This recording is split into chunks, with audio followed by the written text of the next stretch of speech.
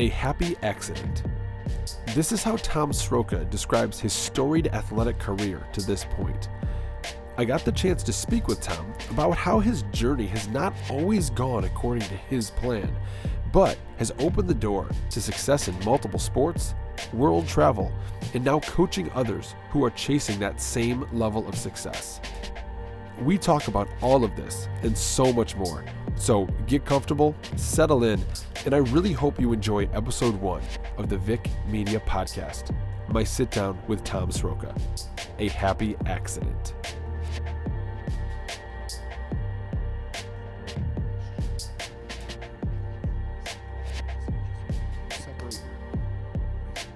How do you diversify your coaching? Yeah. Like, that is not a good question. How do you diversify your coaching Like, class? he was pretty much trying to figure out how I determine what I pay my coaches. Actually, question number 7. No, I'm kidding. I wasn't gonna. You ask anything you want. I wasn't gonna ask that. You ask anything you I want. wasn't. Yeah. So Tom, like your story, obviously, like I kind of had a fanboy moment when I walked in. I saw you, but then I saw Mike Szela. And I was like, Psh, Mike Szela. Did I not mention that? I thought you I did. Okay. No, you did, but I didn't know that he was actually physically here at this place. I'm almost positive Mike lives here. Oh, I have no. Yeah, in your office. Yeah. His wife kicks him out of the house and says, "Go somewhere else," and he ends up here in the gym. No, it's funny. During the school year, because I'm a teacher, I work out early in the morning to get my training done, and so he is a strength coach for a local high school football team. And so at 7 a.m. in the morning, him and I are in here working out together, and it's just like the old days at MDUSA, because we went about almost 4 years without working out after I left MDUSA. So it was just like old time. Like, we have a timer because we both like just don't like to waste time training. So Matt Bergeron messaged me the other day. He goes, "How is it training with Mike again?" I was like, "We have a timer. Like, there is a timer that sits over there and it counts down and it's like resting, and then we rest and we'll start talking, and then it says and begin, and we start working out. Like, so we do our own things, we do our own programming and stuff like that. But you just go. So he works out here in the mornings with me, and I'll usually leave before him because he lives on the south side of the city. Oh wow! So like he's got to haul up a little. Like bit he does the strength coaching, and then he coaches for me. And those are his two main gigs. And so he tries to avoid traffic at all costs. He's around Chicago, you get it. Like, you don't want to be stuck in traffic. So he hangs out here till about, like, I'd say maybe 9:30, 10. And I have to be at school by 10:45. So I get my training done. I'm like, "Mike, I'll see you later." And then I come back right after school at like 3:30. He's here. Like, you showed up at like 2, like, and he was here. Yeah. Like clockwork. So yeah. So he goes home, lets his dog out, takes care of his dog that he's got and everything like that, runs his errands, whatever he's got to get done. And then he's back here because during the summer, coaching classes start at 3:30 for him. So he's coming in here, or he's got kids that'll be coming in at about, whatever time that is. And then if I need anybody to cover like gym hours, if I got to go run and take care of something, he does that. So it's like I'm convinced he lives here. Like, everybody, I had somebody joke around the other day. We have a dog bed that's for my dog. I noticed that. I couldn't help but notice that every gym needs a dog. Yeah, right. My dog Millie hangs out in the corner of the gym, and somebody made the joke, "Is that Mike's bed?" I was like, "Shut up, that's mean." But it's not funny because he's a tiny human. I know. But he's fast. Very fast and strong. Ask him about speed training. I'm sure he's got some things to say for sure. You should see how he trains some of these kids. It's really fun. It's really interesting. Like, how he could take a kid that has no, and not to be mean, but there are just some kids that are just like, as they're developing, they're clumsy. Absolutely. And in like 3 months, watching him take like the clumsiest of athletes and turning them into like speed machines, I'm like, skills. Yeah, I was like, that's impressive. Skills. Like you can close your eyes and hear a kid run by, and you can like just tell the difference in the amount of force that they're putting through the floor as opposed to when they first came in here. Yeah, it's extremely incredible what Mike does with our kids here. That's ridiculous.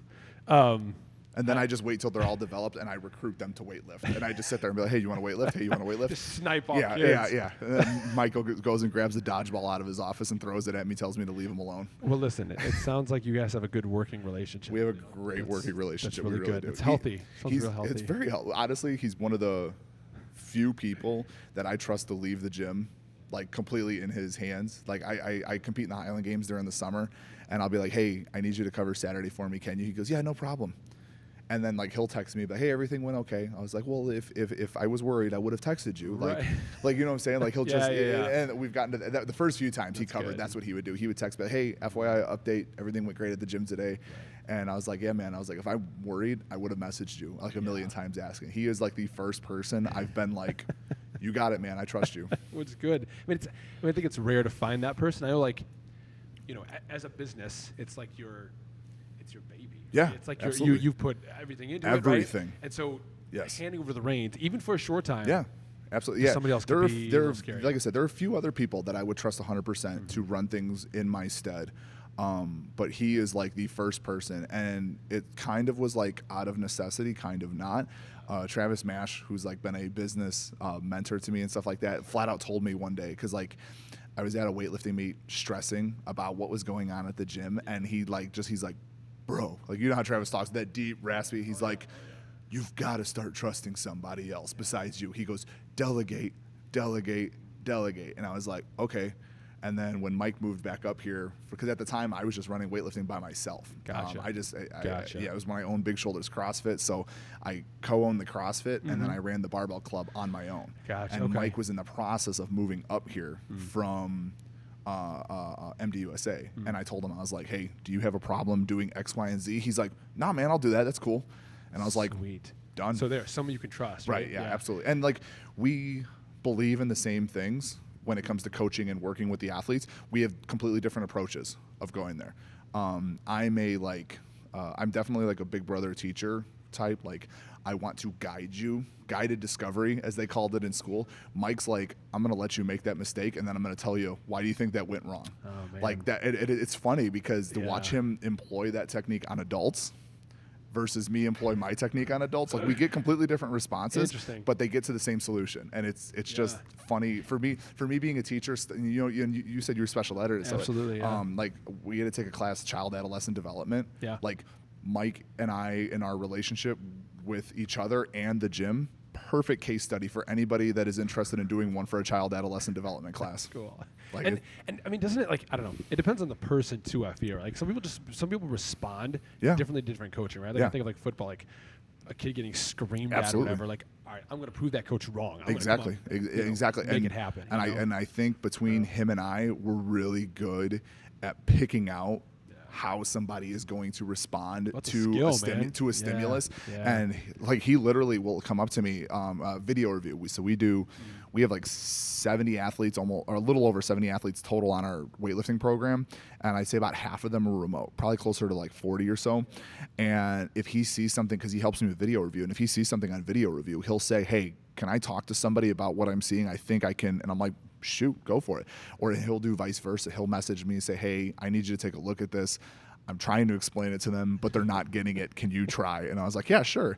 And it's funny because some people have figured it out who responds to who, and they'll be like, okay, Mike, okay, Tom, okay, Tom. Okay, Tom. Yeah, like, but it's just, we have different styles. But like I said, he's passionate about what he does, and that was the main reason I brought him on. Like, he filled a need and a hole in my game that I didn't have, and we work really well together. Despite we're like nerdy little brother kind of deal. Like, I'm like, he's always coming to me. He's like, so I read this. Like, you should read this. I'm like, Mike, I'm not reading that. Like, I'm like, does it work? And he's like, just read it. I'm like, just tell me if it works. Like, the quick exactly. Man. My wife works at our church. She works with just kids who have special needs, like, who come to church and want to like participate and be a part of like the kids program, right? And so her leader, whatever, of her team had mentioned, like, as a good leader, if I'm like, I want to be hands off, right? Because I have trained you and I trust you and I have that trust in you that you can go and do it on your own. Like, I'm super hands off. Right. I just think of like you and Mike in that way, that you actually are able to trust him in that sense, and you just hands off, Mike. You got it. You're good to go. Yeah, I handle the back end stuff so like our technical jobs at the gym he is our, I guess, like, whether you want to call it director or head coach, but he runs our sports performance program. Gotcha. That is his job title. That's like students primarily, right? Primarily we get like middle school, high school, and we get some college kids. Like, a couple of our college kids have come back for the summer, which is really cool to see those kids again and stuff like that.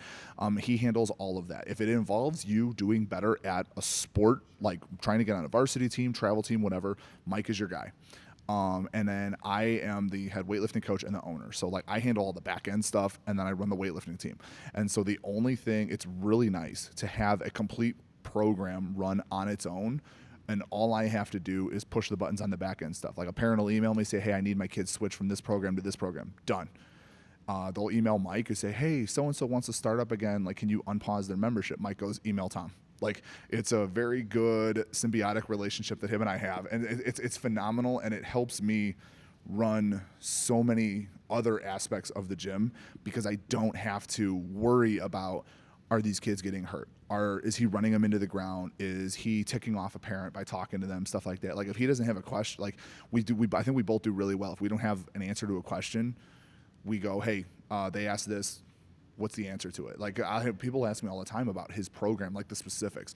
I have a general rundown of how he trains kids, but I can't answer, like, you know, like, why is he doing this specific movement on this specific day? I'm like, Mike, got a question for you, bud. And like same thing, he'll be like, hey, they want to know what the difference is between this program and this program. All right, come here. I gotcha. How you doing? No, man, I think, and back in CrossFit when I was involved with that too, man, it was like having the humility. Like if somebody asked me a question about I have this specific shoulder injury from this many years back. Here's my issue. I'd be like, we have a chiropractor at the gym. She is so bright. I'm going to direct you towards her, right? Not be like, oh yeah, man, throw it in a band and stretch it, right? So, man, I think that's awesome. Having the humility as a leader to know, like, I want to make sure I help this person. Yeah. I'm not just going to throw out some answer and act like I know everything, right? Because we don't know everything. Did you Google things that get stick in my craw? Because the know-it-all coach drives me like. The amount of times I've heard a coach say that there's nothing that so-and-so can do for you that I can't. I'm like, okay. You're a licensed massage therapist. You're a registered dietitian. You have all of those titles. Like, yeah, that was probably the hardest and the most beneficial lesson I learned as both a coach and a business owner is like, I don't have all the answers. I'm not going to have all the answers. Right. I can't do everything. So you better either find somebody that can do it for you or be willing to delegate and teach people how to do the things that either you don't necessarily want to do because of how much time it takes or what, the level, the remedialness, I guess, of it, or, just build a support system around you that's going to help you take care of all the things that you're either not good at, because there are things that I am terrible at. I am QuickBooks. Oh, I'm sure. Horrible. I'm sure there's many things. Yeah, way to go. No, I am horrible at QuickBooks. Yeah. I have an accountant for that. Like, there's just things that I know I'm not good at, and I'm like, here, how are you doing? You're good at this. Can I interest you in taking this responsibility? Off my hands. Yeah, right. Yeah, no, I hear you. Man, so your history is super interesting and pretty cool. Like, varied. Varied is the word that I've been using lately. Which is cool. So, like, I mean, clearly, like, obviously, a lot of athletic just talent in general, right? But you've been a thrower in college, right? Weightlifting at Cal Strength and MDUSA. How do you pronounce this insane Russian stick pulling? Mas. Can you explain that to me real quick? 'Cause, dude, that in terms of like the most manly sports in the world, that might be. We'll get the board out later. Dude, and I'll show you. No, man. I'll have you go get somebody else, or if one of my lifters annoys me when they first walk in, I'm like, here, warming up like this. No. How'd you get involved with that? First of all, so someone approached you. Here's if there is one thing I guess I would explain about my entire life is happy accident. Like, I got into almost every sport by a happy accident. Track and field, I played football in high school. Football coach said, you either do wrestling or track. You need to stay in shape. I was like, I'm going to do track. And I started out as a sprinter because I'm like, how does a football player get in shape? You sprint. I was a lot lighter as a freshman and a sophomore. I didn't hit my growth spurt until my junior year of high school. And I threw all throughout, but like I literally had a coach call me out one day and he's just like, you are too slow. And so like a throws coach was like, you can throw with us if you can beat my best thrower. And I ended up throwing like I throwing just like kind of, just spoke to my soul. But like I wouldn't have gotten that unless like we had this coach, his name's Coach Taylor, people know him, and he goes, Tom, your butt too big to be running, boy. He goes, start throwing. I was like, got it, coach. Weightlifting was the same thing. Ingrid Markham found me. I was coaching for Ingrid Markham. She's multiple-time national medalist, world team member for bobsled. She ran a personal training studio. I was competing in the Highland Games because throwing, and she wanted to get into the Highland Games. And then we started talking. She ran a personal training studio. I was working for her, and she was watching me do like one-arm snatches, waiting for a client in her studio. And she's like, "Please let me show you how to do this the right way." And I was like, "Yeah, sure, whatever." And she's like, "Do you want to compete in weightlifting?" I was like, "Absolutely not." I was like, "No." And I said, I didn't wrestle because I didn't like the whole singlet thing. I said, "What makes you think I want to stand on a platform in a singlet doing the same thing?" And then like 3 weeks later, I got a phone call from Glenn Penlay saying like, "Hey, Tom, like I saw your videos. Dude. Do you want to come out to Cal Strength?" And I was coaching throwers at the time. And I'm like, "Hey, I want to learn how to snatch, clean, and jerk so I can teach my throwers." Then he's like, "Hey, do you want to train with the team?" And I was like, "Yeah." And it's the same thing with Moss Wrestling. Moss Wrestling, I started dabbling in strongman. And I went to, it was the Chicago Fit Expo. I was supposed to do the strongman competition, signed up for a strongman competition, and one was on Saturday, Moss Wrestling was on Sunday. And I didn't know that though. I thought it was flipped. I thought for some reason, I thought Moss was Saturday, strongman was Sunday. And they emailed me. And they're like, "Oh, we're switching the days." I was like, I had emailed asking about something about the strong, and they're like, "Hey, like the days are different, like you know that, right?" And I had something going on the Saturday, so I couldn't do it. And I'm like, "Oh," and they're like, "Well, you can do the Moss Wrestling." I was like, "You know what? Yeah, sure." So you competed. They're like, "Can you deadlift?" Get I was outta like, here. "Yeah, I'm good at deadlifting." And they're like, "Yeah, sure, cool." So I went up against it. First guy I ever competed against. That's I'm crazy. dead serious. Yeah, first guy I competed against is a guy named Ulyss Payne. His name sounds as intimidating as he is. Yeah. Really nice guy. He's up in Minnesota, I believe. He's up north somewhere, I believe Minnesota. But he, gigantic human being, like baseball glove with bananas attached to it for hands, like just monstrous human beings. He weighs about, I'd say about 360, 370, something like that. He was my first match ever. And he literally they make you like face each other, like, and you got to bow and everything before you go. And we start to get down, and as he's getting down, he's like, "You ready?" I was like, "Oh." Like I was like, "This is about to get real." Right. Flipped me right over the board. Oh, I believe it. It's a best of 3 competition, so he 2 times in a row just nailed me, threw me over the board, and I was just like, "Cool." What were you weighing at that time? You 360, 370. I was about 270, Okay. 260 maybe. I was just coming off of like my grid stuff. So I was just looking for something else to compete in. So like grid, I was about 250, 255. So I was just starting to put weight back on, and I was like, "Yeah, well, this is cool, whatever." And I ended up finishing the tournament. I think I took second overall to Ulyss in that tournament. But I'm not going to sit here and be like, "I took second in the tournament." There were like 4 guys. I had to beat 1 or 2 other guys. Like, it's not like I sat there and like set the world on fire. I'm not Matt Frazier coming out of nowhere winning the CrossFit Games. You know what I'm saying? But competed, took second, never thought about the sport ever again. And then Ode Haugen, for those who don't know, legendary strength athlete, world's strongest man competitor. He's the president of the American Federation. Calls me and he's like, "Hey, Tom, we're putting together a team for the World Cup in Hungary. We have a 275 class. Like, if you want one of the spots, it's yours." And I was like, "Yeah." So second competition ever, like an idiot. I went to Hungary. That was my first like international experience in competition, period. Was my second ever like event in one sport. And it went about as well as you could imagine it would go. Tore my hamstring in the very first opening match. Yeah. Got folded over. I was actually talking to my massage therapist about it because he was like working on my leg, and he goes, "What did you do to this leg?" I was like, "Oh, I tore that hamstring." And he was like, "Okay, now I have to know how." And like I literally so you sit on the floor, board in between your 2 feet. Referee puts a stick in between the 2 of you, and you have to literally wrestle this you have to wrestle the stick out of their hand. The word Mas is Yakutian, which is up in Siberia. It's its own group of people, their own language and stuff like that, or it's a dialect of Russian. But Mas is Yakutian for stick. So you are stick wrestling. And as soon as the ref says go, you literally have to wrestle the stick out of their hand, whether the person comes with it or not. Like, you wrestle it out of their hand. Yeah. That is the name of the game. Man. And so I imagine the origins of this sport. A bunch of dudes here, "Hey, grab that stick. Let's just pull at each other and see what happens. Think of it like in Scotland, like the manhood stones. Who could pick up a stone, put it, like if you could, like remember, like you ever seen the Full Sturker documentary from Rogue? No. So there's a set of fisherman stones out in Iceland.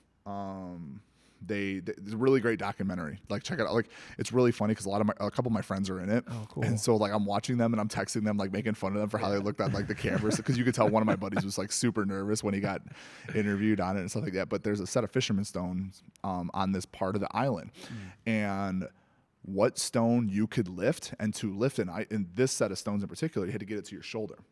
So what set of stones you could lift up depended on whether A, you got to get on the fisherman's boat that day to work for your family's living.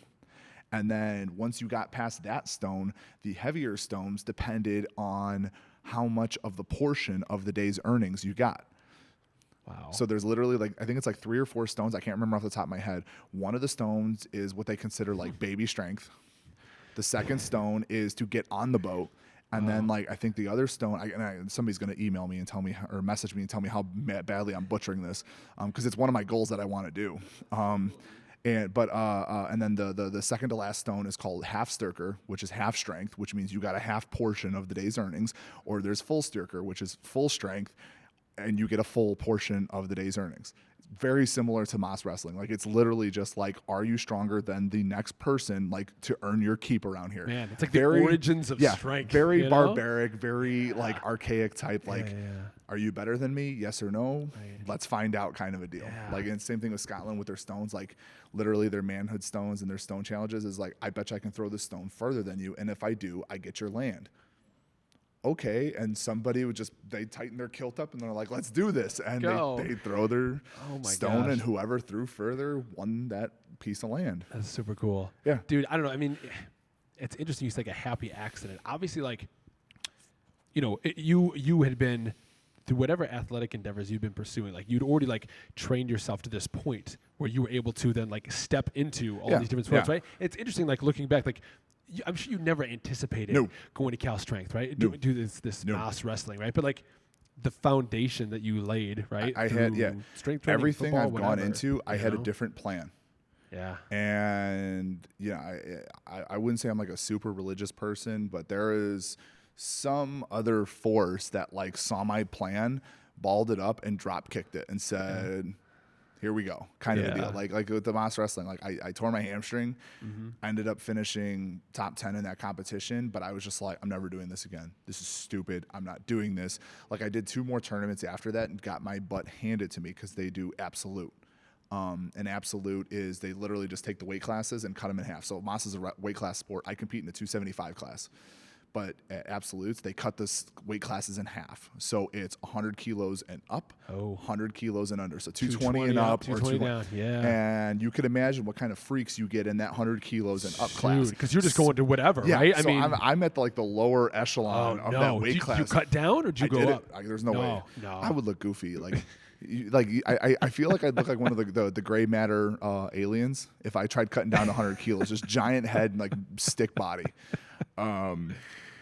But yeah, so I did a couple of absolute tournaments, got destroyed. I think I might have won 1 match, and that was a forfeit. Wow. And I was like, I'm never doing this again, never doing this again. And my good buddy Chad Clark messages me, and he's like, you've got to do Worlds. I was like, I didn't even qualify. He's like, you have to do Worlds. Like, Ode asked if you were doing the tournament. Like, he knows you're competing in the Highland Games. It's not like you're just some schmuck that's like, I want to do Moss wrestling. Like, he knows you're going to prepare for it. So I was like, all right, man. And he pushed me to do Worlds. Ode's like, I'll put you on the team. I went to Worlds last year in Russia, and I ended up taking 4th place at Worlds. And that is the 100 kilo up, 100 kilo down. No. That was back to. So Worlds was weight classes, but like I was just so beaten down because I'm like, I can't beat these like 300-pound monsters. And somebody was just like, yeah, no, you pull against guys your size. I was like, oh yeah, I guess you're right. So I went to Worlds, like I said, I took 4th. That was like hands down best I've done, best I felt, whatever. Like that was like, I guess so far, the pinnacle of my athletic achievement. Like I was 1 point away or 2 points away from taking home a bronze medal in a major international competition. So like it was really cool. And so it's just like I said, it's just everything that I always think, and that's my biggest issue. I'm always a victim of my own head. So like I have a plan, and if things don't go according to plan, I'm like, well, this is stupid. I'm not like, I just ruined everything. Yeah. And there's always either somebody or something that just kind of walks up and just does a little side smack and just sets me on a course that I didn't even understand was possible. Man. And you just kind of keep stepping forward. Dude. So like happy accident is the best way to describe my life, especially when it comes to sports. Yeah, no, that's super cool, man. And I mean, and I'm definitely religious, you know. I feel like, man, you know, you are, you know, we're told that like, you know, God prepares you for the big things, but you have to be trusted with the small things first. And I just feel like that's you, like, just prepping, laying down the groundwork, and you think you have a plan, right? But man, just like look where you've gone, dude. Like it's so crazy, dude. I remember watching some of your Instagram stories in Russia, and like, I don't know, dude. It's just so cool. Like you get to travel the world and like do these new sports, and like it's so cool. They love beards in Russia. In that part of so good to go. So funny story about the traveling to Russia. When we had that polar vortex here during the winter, every time people were like, it's colder here than it is in Siberia, I was like, false. It wasn't. I was there. It is not colder than like it was. So just give you a breakdown. A quick little breakdown of the warmest. We were there during a warm spell. Okay. So like their winter is just ungodly cold, just horrible. The warmest it got there during the day was -24 without wind chill. Whoa. Actual temperature, -24. And the only reason I know this is because we stayed in a dorm. Right outside the dorm, they had a thermostat. And then there was a bank in the downtown area across from the competition venue that also displayed the temperature at all times. Like they wanted to remind you how cold and how much it sucked. Like, oh my gosh. So man. Warmest it ever got there was -24. At night, it would drop easily 10 degrees. So like the coldest it was while we were there, I think the lowest it ever got was like -36. And on that night, like true American idiots, this picture's on my social media, we all decided to go take a picture outside behind our dorm shirtless. Because what else do you do as an American in a foreign land where they say, don't let your bare skin outside? Right. Yeah, that's what we did. Oh my gosh, dude. You know, it seems like you said yes to a lot of stuff, right? Like maybe initially being like, this was not my plan, but like, said yes. Is there anything that you regret that you wish you had said yes to? I feel like you said yes to a lot of stuff though. Is there anything that you can think back to like, man, I wish I'd actually said yes to this too? And there might not be anything, but because you really said yes to a lot of stuff. No, honestly, Matt Vincent, a really good buddy of mine, had this phrase that he says, like, it's either like, like heck no, or like, let's go. Like those were his kind of absolutes. And I didn't realize it at that time. Like I've been very fortunate, in my life to, if I thought something was a bad idea, like I said before, somebody or something would just like slap me upside the back of the head and be like, what's the worst that could happen? You know what I'm saying? Like, it was very easy, or it was a lot easier for me once I could conceptualize once I could conceptualize something in my head, it was very easy for me to say to myself, like, it's a lot easier to say, oh, well, versus what if. And so that's just been something I've tried my entire life to live my life by, and it's worked out. There's obviously, don't get me wrong, there have been plenty of times where things just blow up in my face. Something will blow up in my face. You feel like at your lowest low. You feel like just when it can't get any worse, something walks by and just kicks you right in the side. And it's going to happen in anything. But for the most part, no, there's definitely, I can't think of anything right off the top of my head that I wish I would have said no to. Because you learn from everything. Like I was talking to one of my lifters about it. Like he was talking to his kid. Like he doesn't like failing. His kid hated the word failure, or whatever. Because he's like, I hate to say that I failed at something. Yeah. And my lifter was trying to explain to his son, like, yeah, but like failure is part of the process too. Mm-hmm. And I'm a firm believer, and you learn the most from your failures, not your successes. So I For sure. You know, I have 2 kids, so they're going to be 5 and 3 in September. Those are fun ages. Dude, our house is crazy. My nephews are 6 and 3. Dude, it's insane. They just don't stop talking. Yeah. But one of the things that I really, man, I've since Real day quick, one. How are they? How into Pokemon are they? Oh, they're not. They're not. Oh, really? No, they're not. Oh, We haven't lucky. crossed that bridge yet. So is that what's coming? Is that what's I don't know coming if it's over the horizon? coming. It depends on what comes out. So when my oldest nephew was like 3 or 4, Pokemon Go became a thing. And so every time he saw me, he'd grab my phone. Pokemon Go? Yeah. And I'm like, no. Like, Pokemon no. Yeah, like, interact with your uncle. Like, let's go play catch. Pokemon Go? And I'm like, Jiminy Christmas. Like, are you kidding me right now? So, yeah, my nephews are really into Pokemon and Minions. Oh, They're two boys, and so my nephews are really into Pokemon and Minions. But I'm that uncle that gives them the things they shouldn't have. Like for their birthdays, I gave them rubber band guns. Dude, that's your job though, man. Right, like that's what an uncle and a grandpa do, dude. Right. Like, yeah. My brother watched me purchase the rubber band guns for his kids, and he's who like, are those for? He did. He goes, "What are those for?" I said, "Birthdays. I got birthdays coming up." So like, I'm gonna see my youngest nephew. About a month later after his birthday, like I called him, wished him happy birthday and everything like that. I was traveling during the week of his birthday and stuff like that. But I texted my sister-in-law. I was like, I have his present. She goes, oh, your brother told me. And I was like, can I bring it next week? She goes, you can. She goes, whether it comes home with me or not is another story. But yeah, no, I'm that uncle. Like I'm gonna buy you the things that you shouldn't be having. I know, man, it's your job, like I said. But like honestly, with my kids, like they definitely, man, they give up on stuff so fast, and I fully acknowledge they're 4 and 2 right now. They're gonna be 5 and 3 in a month. But I really try and impress on them. Like they'll say, "I can't do it," when they're buttoning their shirt, they're trying to ride a scooter, trying to ride a bike, and I say, "Stop." Say, "I can't do it yet," and I make them say, "I can't do it yet," right? And then when they actually do get it, I mean, even like 2 minutes later, a week later, a month later. Man, we just make the biggest deal out of it. Like absolutely. You persevered, That's great. you worked hard, you did it. And I mean, obviously, you're a teacher as well. And in school, man, I see a lot of that. I had a coach who's similar. He used to say, "Right now, I can't do it right now." Yeah, man. It was the same thing. A football coach. He was a line coach, and he's one of my PE teachers, stuff like that. That was his thing, like because he taught weightlifting, and you were like, "Oh, I can't lift this." He goes, "You can't right now."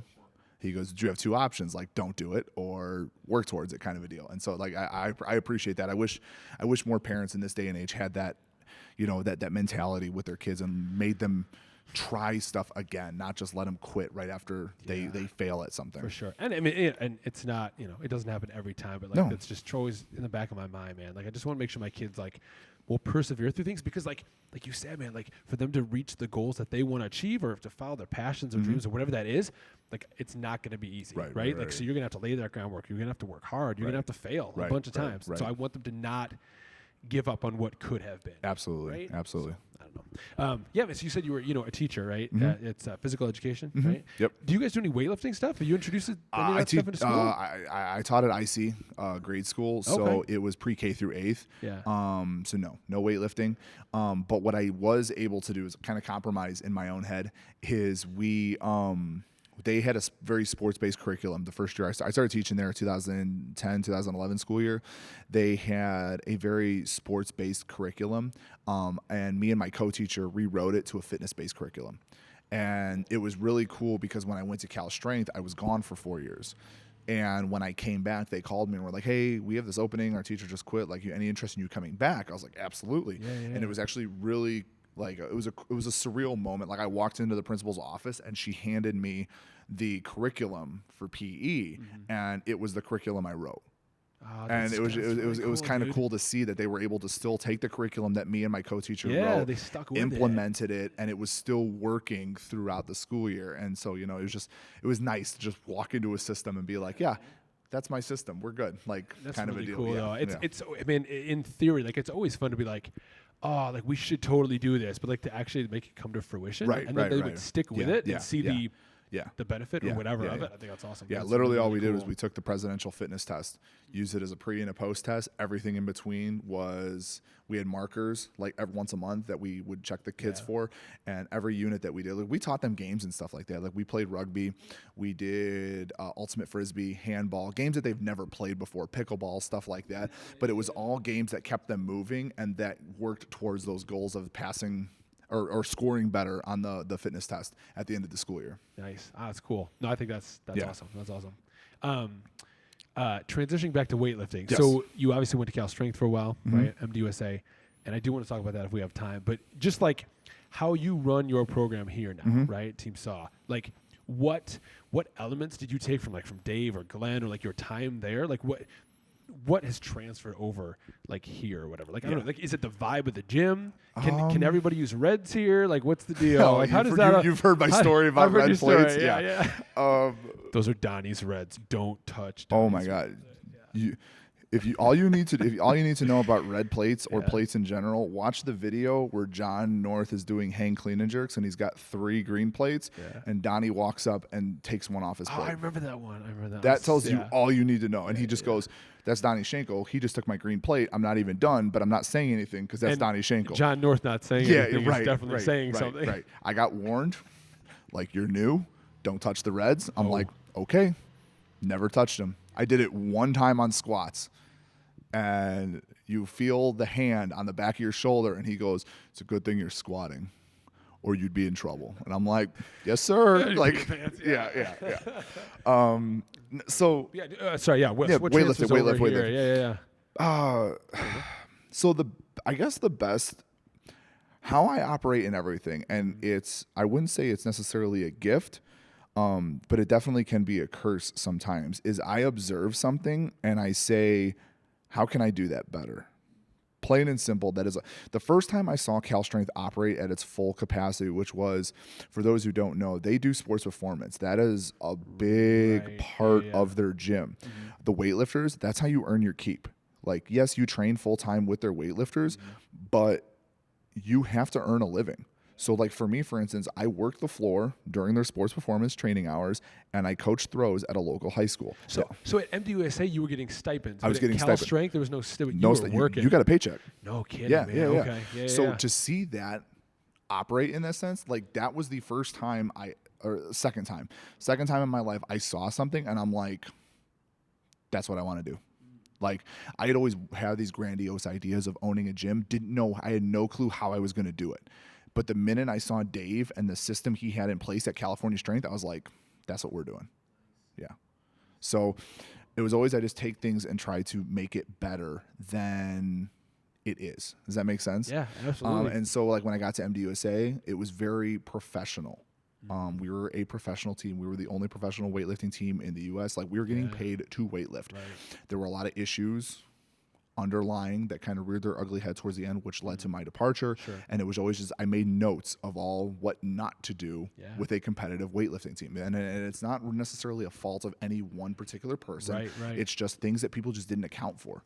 And so, like, unfortunately, that's first one in the country, man. Like, there's going to be there's going to be hiccups. Right? There's going to be things, sure. And so it was just one of those things. Like, unfortunately, that's how progress is always made in this country. Is you learn from previous mistakes. History is going to repeat itself unless you improve upon it. So, it was one of those. When I started this gym, I wanted to create a place that focused on.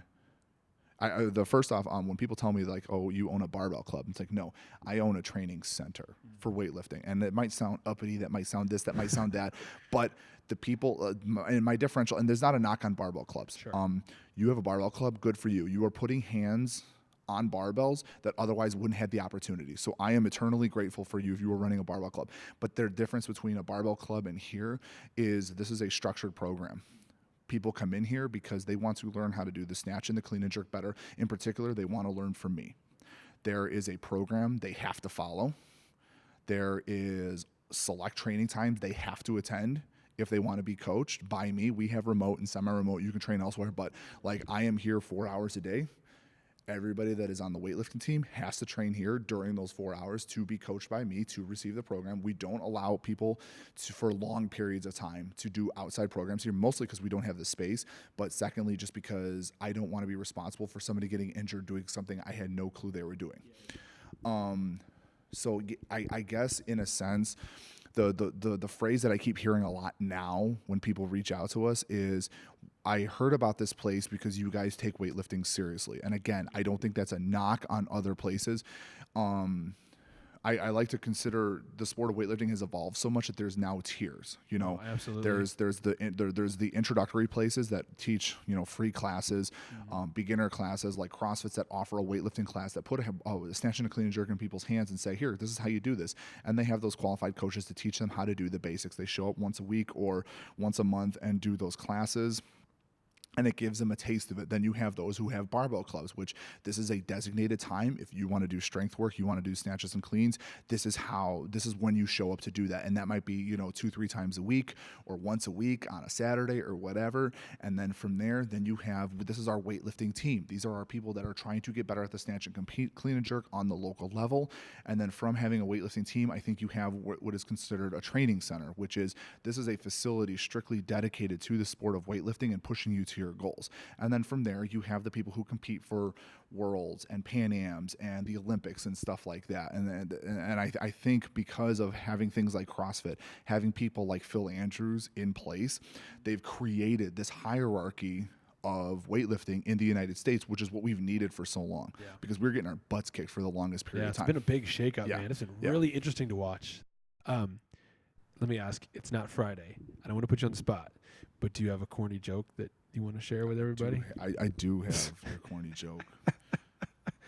What is today, Wednesday? Today's Corny Wednesday. Joke Wednesday? So what happens with corny jokes is I get people that'll email me corny jokes, email me, DM, whatever. Yeah. And my rule of thumb is I hold on to the top 3 that make me laugh immediately. Yeah. And if I laugh at it 3 days later, it's still the joke. And this one, I pull it up today. This was sent to me last week, and I still laughed at it today. Okay. Oh, what's up? We'll see. And it's funny because my girlfriend actually pronounced the punchline better than I did. She explained it to me better because I just skipped over half the punchline. All right, so the joke is, before my surgery, my anesthesiast offered to knock me out with gas or a boat paddle. It was an either or situation. I missed it. Is that the gas they use? I have no idea. It doesn't matter. It's still funny. Like, as soon as that was explained to me, I was like, okay, A, I feel like an idiot. B, that makes the joke so much better. Because I said either or. And she goes, is this supposed to be ether? Yeah. And I was like, I think you're right. So you can laugh at it and you can learn something from it. Right. Exactly. Boom. I'm serving all of your needs, folks. Educational and funny. Oh, it's funny, dude. Yeah, I really appreciate it, man. This has been a lot of fun. I appreciate it, man. A lot of fun. Thanks for having me on. This is fun. Absolutely.